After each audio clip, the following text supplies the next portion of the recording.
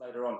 I've got here two special guests with me from grade 5, Emma and Aliyah, who are going to share some information with you first off. And then we're going to pass over to Kim, who's going to share some information. And then we have a video from Dan. So I've got a very busy assembly today. Let me just flick it over to the next slide here. Okay, Emma and Aliyah, all yours. Okay. The next page, the first page.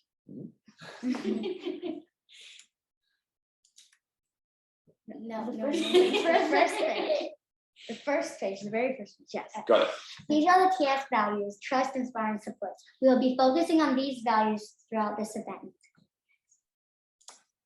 Raising awareness of mental health. We want to support a Japan-wide event to raise awareness for mental health and money to support TEL. Mental health includes what you think, feel, and behave. What are we doing, Emma? We're going to try to complete 21,081 steps in 24 hours with a team of 4. Well, why are we doing this?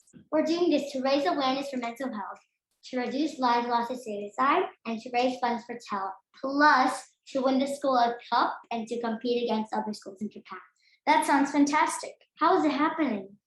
So you will be able to choose a team of 4, and each person has to pay 1,500 yen to participate.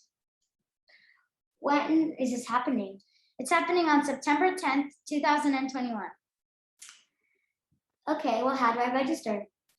So you go to televents.org and you click the link here, which will bring you to this, this page.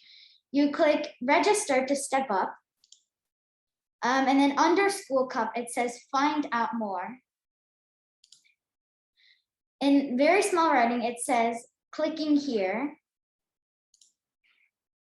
And then under School Cup, it says 6,000 yen. So you click 1 for one team. So that's for one team is 6,000 yen. That sounds great. What else are we doing at TIS? Want to wear casual clothes and experiment with a crazy hairstyle in school for a day? It's going to be on Friday, 10th September 2021. At the same day, we have a Step Up challenge. That sounds fun. How much should I donate? You only need to donate 100 yen to wear a casual clothes and crazy hairstyle. Well, why are we doing this? We're doing this to raise money and support TEL with the 24/7 Lifeline and chat, to come together as a community and to spread kindness and support a Japanese organization that saves lives. Thank you. Okay, so thanks very much, girls, for sharing all that information. And I'm just watching the screen there, and I can already see lots of teachers' faces who are very excited about having crazy hair on September the 10th. So I'm looking forward to that. Oh, Paul's got his double thumbs up there. So yeah, a really good cause to support for the school. And I just wanted to say special thanks to Anne-Marie, who's just sitting over there in the background, our school counsellor, who helped put this together, but also to the girls who we only actually met for the first time yesterday, and they've spent all afternoon and then last night preparing and practicing and getting ready to present. So well done, guys. And I hope you can all join up and create a team to count our steps so we can win the cup this year for TIS and also to support. Right, do we have Kim here online? I'm going to stop sharing the screen and I'm going to put it on gallery so we can see everybody. Hi, good morning. Should I start, Dave? I think it's all yours, Kim. Okay, thank you so much. Thank you to the girls. Good morning, everyone. You know what the girls, the grade 5 girls talked about is just so perfect timing, because it goes hand in hand with what I'm about to say. So I heard, and you can tell me if I'm wrong, but I heard that in the past, there was a group of students who worked together to improve the school, and they were called the student council representatives. They did lots of great things to improve our school. So I would like to bring this idea of student council back to the primary school. And so some of you may be thinking, oh my God, what is the student council?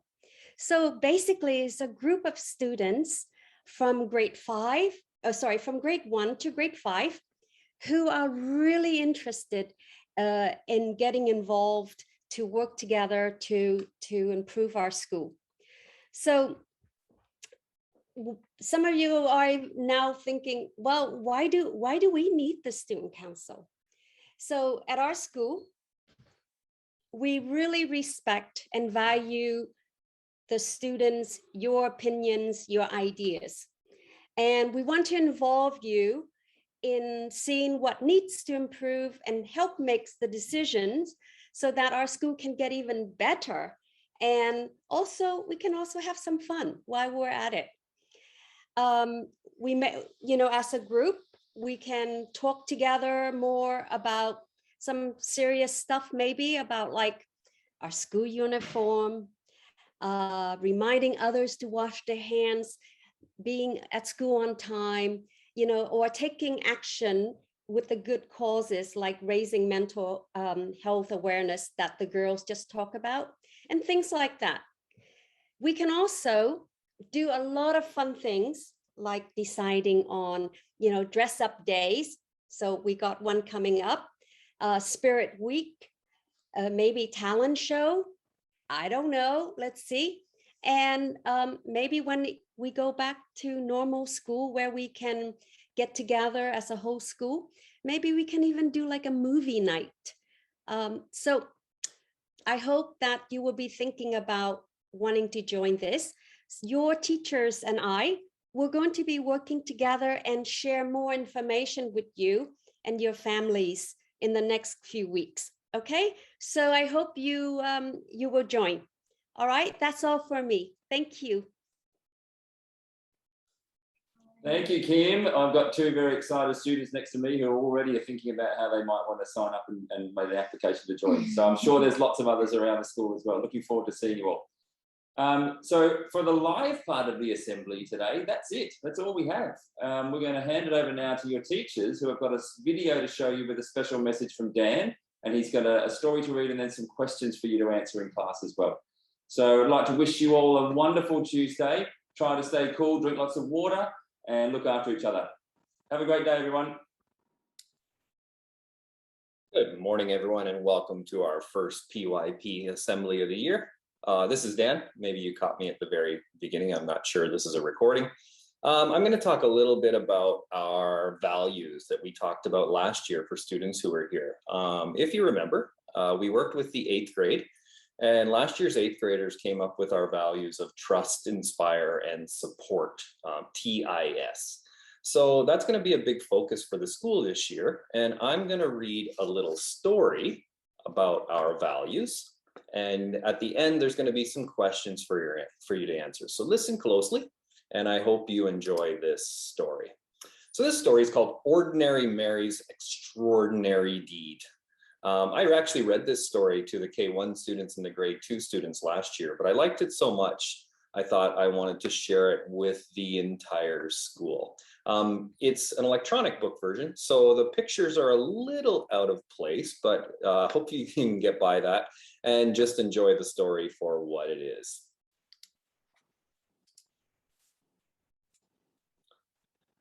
Ordinary Mary's Extraordinary Deed. Ordinary Mary was so very ordinary that you'd never guess she could change the world. This ordinary kid, well, she did. She changed the world. One ordinary day, skipping on her way from her ordinary school to her ordinary house, she passed an ordinary vacant lot with ordinary bushes, growing ordinary berries, ordinary blue and juicy, luscious, lovely berries.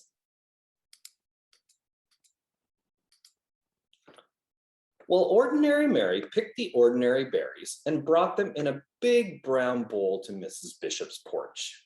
What? Left berries in a big brown bowl on Mrs. Bishop's porch? That sneaky kid. Well, she did. This made Mrs. Bishop very, very happy. So she baked a big batch of blueberry muffins and thought of 5 people who might have brought these beautiful berries, then secretly gave each a plate. How great! 5 people got a plate. One of those 5 was her paper boy, Billy Parker. And when Billy saw his name on a note in the driveway on a plate, he quickly parked his bike and ate every crumb. Oh, yum, yum, yum. He ate every crumb. This made him so glad that the next 5 people got their papers on the porch and not in the bushes where he often threw them. In fact, they were handed right to them. One of those 5 was Mr. Morey, who was so amazed that he smiled for 10 hours on the airplane, then said to 5 different people who had heavy bags, "Here, let me help you." He still smiled, and they did too. One of those 5 was Mario, whose cranky little boy James stopped crying when Mr. Morey played peekaboo with him until the ride came. When he waved goodbye, Mario exclaimed, "How strange that a stranger would be so kind." And the next day, when he was out shopping, once, twice, 5 times, he did something nice for 5 people. 5 times without stopping.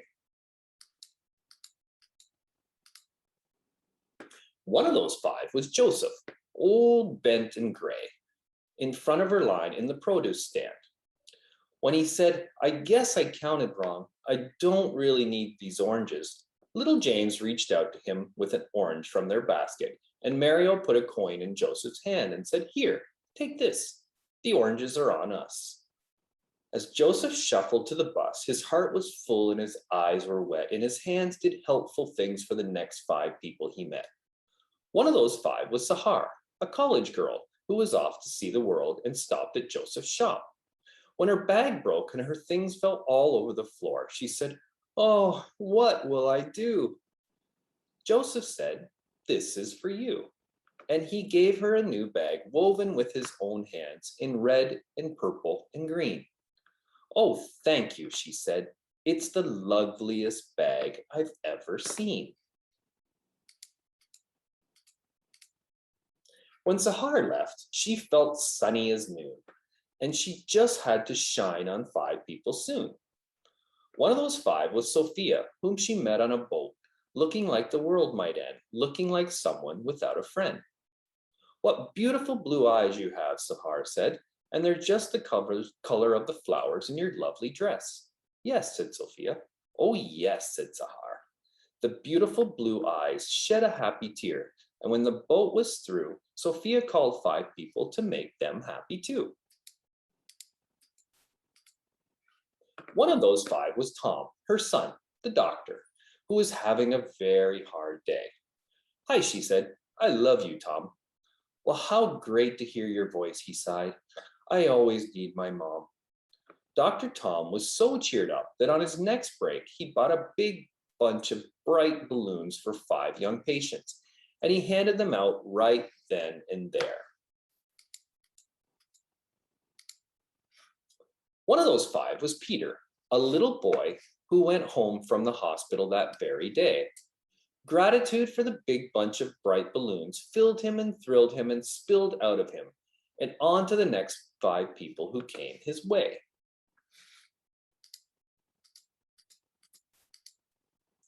One of those was Eric, a teenage boy whose sacks and such were way too much. When one dropped on the sidewalk, Peter stopped his play and rushed right over, saying, "Super Wheels to the rescue!" Well, Eric no longer stressed. He was very impressed and made a mental note that very afternoon to help 5 people and do it soon. One of those 5 was Dee, his 10-year-old sister, who didn't have many friends and was painfully shy. When Eric said, "Hey sis, want to come to the park and learn how to ride my skateboard?" she looked at him wide-eyed. "Serious?" she cried. "Sure," he said. And because of her brother, Dee decided maybe she could be a friend to another 5 others. One of those was Louise, a homeless woman who lived under the trees. She could hardly believe her ears when Dee said, "May my brother and I buy you a hot dog and a drink at that stand over there?" Could it be true? Someone actually cared enough to give her food and a smiley-faced ring that was practically new? Louise was so pleased that she decided that even though she had nothing, she would find 5 others and give them something too. One of those 5 was Amara, who lost her wallet in the park. Louise found it, full of 5s and 10s and 20s.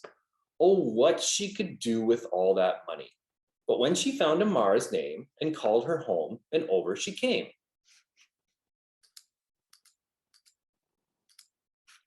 Amara was so impressed that Louise was honest when money was something she clearly needed, that she offered her a job in her store and vowed to do something generous for 5 people or more. One of those 5 was Kate, a woman on vacation who wanted to see a show she'd heard was a sensation. Oh no, she said, it's sold out, but I'm going home tomorrow, and her face filled with sorrow. Amara held out her ticket. I live here, she said. I can go anytime. Take mine. Kate loved the show, and she was so touched that she thought buying 5 presents for 5 people back home would be really fun.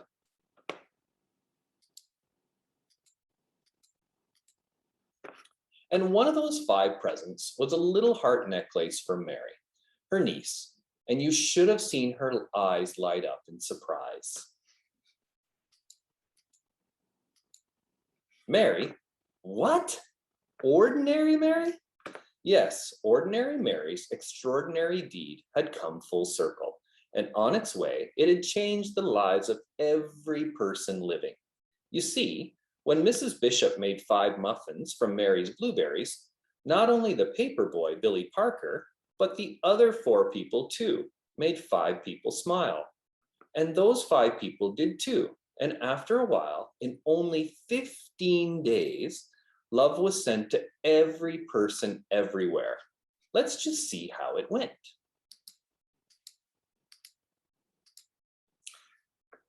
So Mary, number 1, gave blueberries, and then it turned to 5 people. And then those 5 people helped 5 more people. And then those 5 people helped 5 people. So we went from 1 to 5 to 25 to 125 to 625 to 3,125 to 15,625 until finally, after only 15 days, we got to 30,517,578,125. Well, there's only 6 billion is even more than all the people on the planet. So after everyone had a share and everybody knew that somebody cared, there was even a lot of love left over.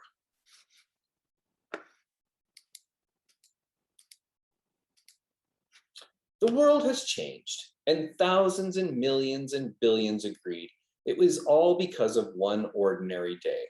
Ordinary Mary did a perfectly ordinary, stunningly earth-shaking, totally extraordinary deed.